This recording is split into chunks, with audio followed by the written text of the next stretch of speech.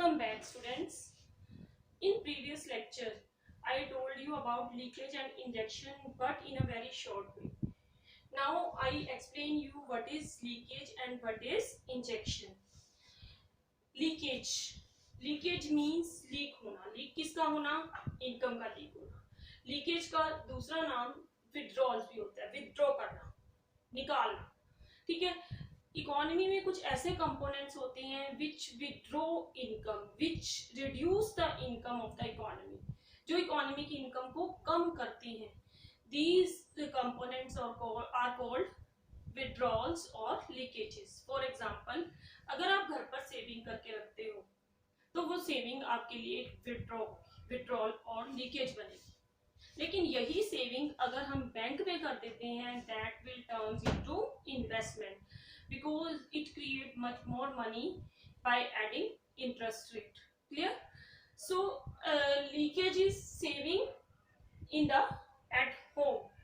After that, if we import goods from other countries, then we have to pay our money to that country.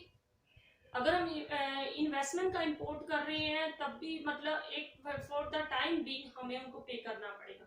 These are called are leakage.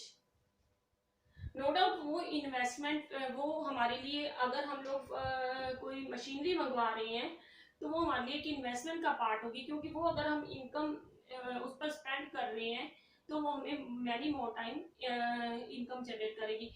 But अगर हम import कर रहे हैं ऐसी goods का जो consumption expenditure के लिए यूज होती है, हाउस होल्ड कंजम्पशन एक्सपेंडिचर के लिए, these are called only your leakage. ठीक है.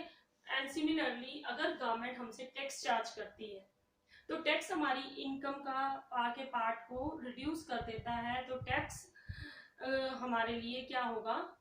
लीकेज होगी.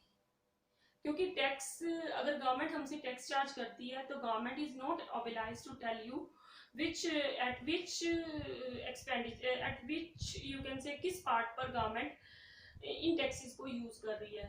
टैक्स से आने वाली इनकम को गवर्नमेंट कहीं भी यूज कर सकती है according to the need of a country. मान लीजिए अगर वॉर की सिचुएशन है या एपिडेमिक फैल गया तो लोगों को, भूखे लोगों को खाना देने के लिए भी इस टैक्स को गवर्नमेंट यूज कर सकती है. जैसे कि आज की सिचुएशन है. आज की सिचुएशन में कोरोना वायरस से जो इन्फेक्टेड पेशेंट्स हैं उनको फ्री ऑफ कॉस्ट उनको ट्रीटमेंट दिया जा रहा है गवर्नमेंट की तरफ से. तो वो एक तरह से गवर्नमेंट वो कौन सा पैसा यूज कर रही है? The money generated from tax and other funds. So this type of expenditure is like a leakage. Clear? After that, components which create income in the economy, these are called injections. ये injection कहलाते हैं. Injection जैसे हम body में, मैंने आपको पहले भी बताया है कि अगर हम बॉडी में किसी चीज को इंजेक्ट करते हैं, मान लीजिए किसी पर्सन की बॉडी डिजीज्ड है तो उसमें उस मेडिसिन को इंजेक्ट किया जाता है, तो वो इंजेक्शन क्या करेगा? इंजेक्शन के थ्रू वो मेडिसिन की डोज उस बॉडी की प्रॉब्लम को ठीक करेगी. तो इकोनॉमी की प्रॉब्लम को ठीक करना है, इकोनॉमी की अनएम्प्लॉयमेंट और पॉवर्टी को ठीक करना है, तो हमें किसका इंजेक्शन लगाना पड़ेगा? इन्वेस्टमेंट का. ठीक है. क्योंकि इन्वेस्टमेंट से एम्प्लॉयमेंट क्रिएट होगी, एम्प्लॉयमेंट से लोगों की इनकम का लेवल क्रिएट होगा और इससे देश की गरीबी और अनएम्प्लॉयमेंट दूर होगी. Clear?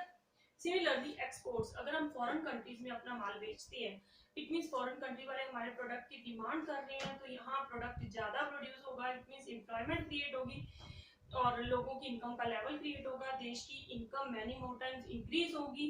It means this is also a injection. For or subsidies